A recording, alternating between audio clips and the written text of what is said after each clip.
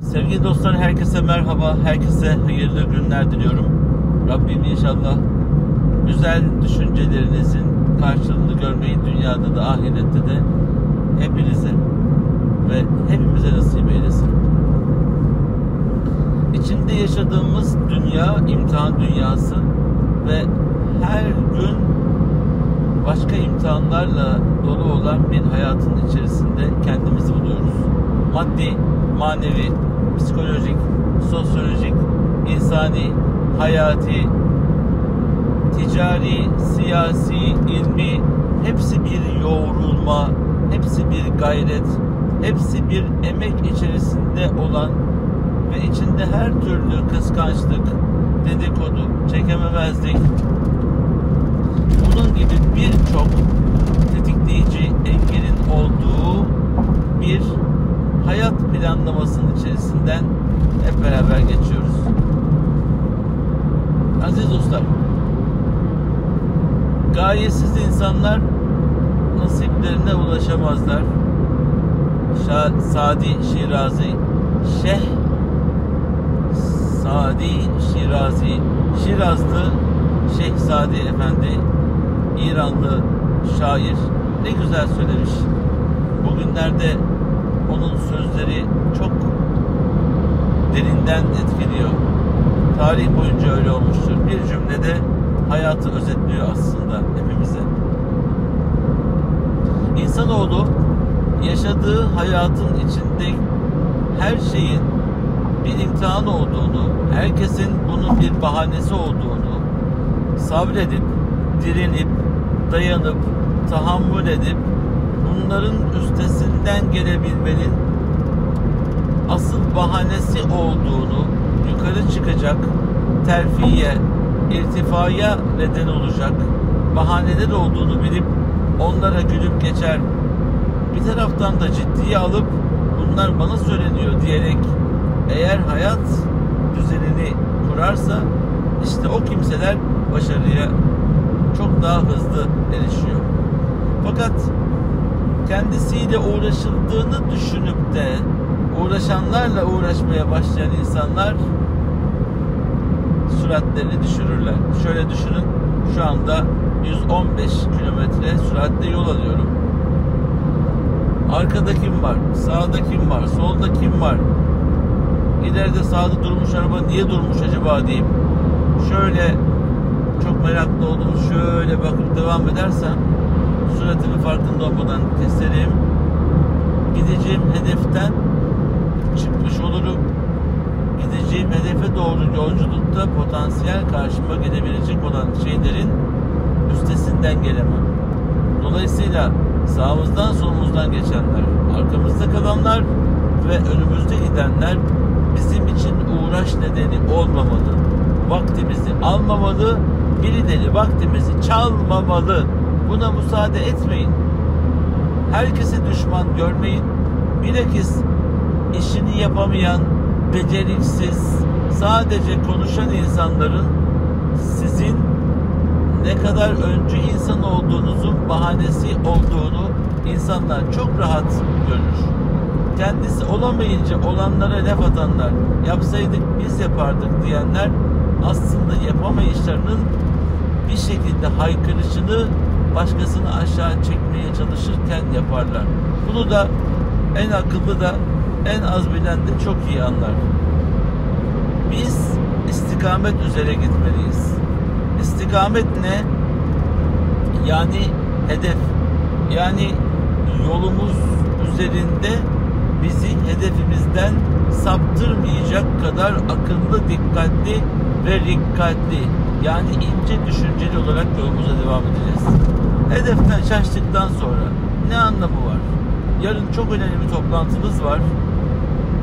Kız istemeye gelecekler, kız istemeye gideceksiniz.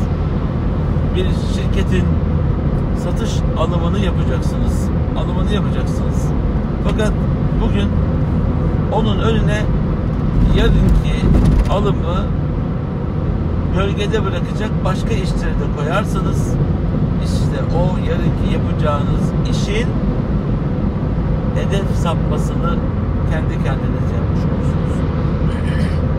Çok önemli işler olduğunda az konuşup kendinizi şöyle bir rolantiye almak, beklemeye almak, sessizliğe bürünmek gerekir. Hele hele üst makamlara geleceksiniz. Hele hele büyük bir fabrikayı alacaksınız. Hele hele uluslararası bir toplantıya katılacaksanız inzivaya çekilmelisiniz. Hazırlamalısınız.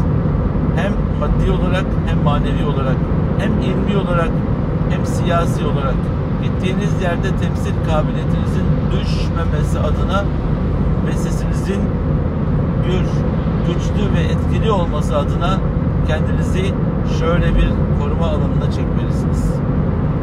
Şimdi insanoğlu bunların tamamını planlıyor fakat araya başka işler de girebiliyor. O başka işlerin engel olduğunu düşünürseniz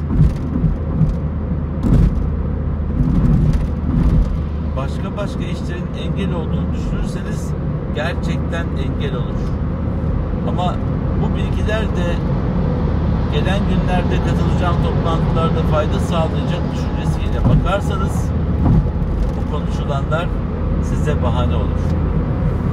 Endonezya'da konferansta çocuklara konuşurken genç çocuklara sinemadan, medya dünyasından örnek verdiğim için bütün gözler üzerime doğru yöneldi.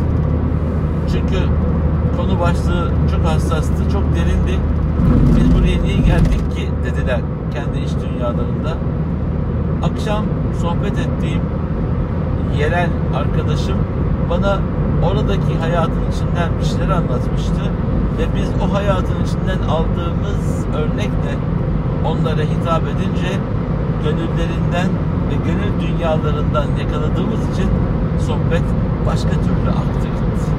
Aziz dostlar, onun için benim vaktimi alıyorsun, çalıyorsun deyip sağınızda solunuzda size bilgi akışı yapacak olan insanları itmeyin, ötelemeyin. Belki de o bilgiler gideceğiniz yerde size çok lazım olacak bilgilerdi. Fakat siz ondan kendinizi mahrum ettiniz. Şimdi insanın gayesi hedefe muteallik, hedefe bağlı olmalı. Bir hedefiniz olmazsa devamlı alışveriş yapmanız, devamlı ticaret yapmanızın çok bir faydası olmaz. Ben okul yapacağım, ben cami yapacağım, ben fakir fukara fonu kuracağım, ben vakıf kuracağım, ben dernek kuracağım ve gerçekten insanlara faydalı olmak istiyorum diyerek alışverişinizi, ticaretinizi yaparsanız daha bereketli olur. Bir hedefiniz olmalı. Evleneceğim, evlenmiş olmak için hayır. Hayırlı evlatlar yetiştireceğim, ülkeme, devletime, milletime, tüm insanlığa ve bir aile olmak istiyorum diyerek bu duygularla ulvi, manevi, dini, insani, hayati bir düşünceyle bu işe girmelisiniz. Evlenmiş olmuş olmak için böyle bir şey yapılmaz. Fayda sağlamaz, sizi büyütmez. İnsanlık ailesinde sizi yok gösterebilir. Dolu dolu olmak için içini doldurmak lazım. Estağfirullah. وَالَّذ۪ينَ آمَنُوا وَلَا مَنْ كَسَبَ سَيِّئَةً وَأَحَاطَتْ بِهِ خَطِيئَتُهُ. İşte bir kötülük işleyen kişi, etrafını da hatalarla dolduran, o kötülükleri yaparak, tekrar yaparak işleyen kişi, bunlar cehennem ehlidirler ve orada ebedi kalacaklardır. Hataları peş peşe yapanlar, yalan söyleyenler, Allah onlara lanet eder. Ve lanetullahi alel kâdibîn. Dedikodu yapanlar, hak yiyenler, hakka girenler, haddi aşanlar, fuhşa sapanlar, içkiyi, kumarı ve bütün fuhşiyatı bile inadına yapanlar, ne olacak ki diyenler. Bakın bunlar Allah'ın koyduğu sınırlar. İnadına bunu yapanlara ve bunu adet halinde getirip hatalarını etrafına döndürenler cehennem ehlidir. Allah muhafaza buyursun. وَالَّذ۪ينَ آمَنُوا وَعَمِلُوا الصَّالِحَاتِ. İman eden ve doğru düzgün güzel işler yapanlar, amel-i salih içinde olanlar da Ulaike ashabü cennet. Onlar da cennet ehli olacaklar. Hum fîhâ hâlidûn. Onlar da orada birlik kalacaklar.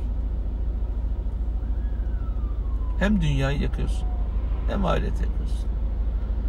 Ama helal dairesinde yaşarsan hem dünyanı imar ediyorsun, hem ahiretini imar ediyorsun. Bundan daha güzel bir şey olamaz. Aziz dostlar, onun için hedefe giderken eğer haramlarınız çoksa mutlaka bir yerde batar, sıkıntıya düşersiniz.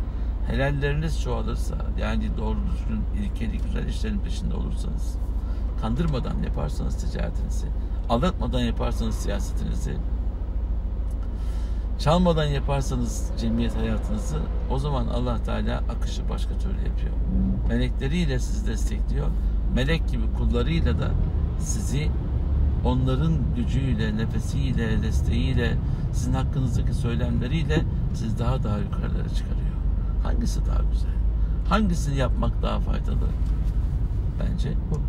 Allah inşallah hakkıyla hedef yolunda işini en güzel şekilde yapıp amelini düzgün bir şekilde şekillendirenlerden olmayı nasip eylesin. Herkesin ve her şeyin sahibi Yüce Rahman'a emanet olun. Allah'a ısmarladık.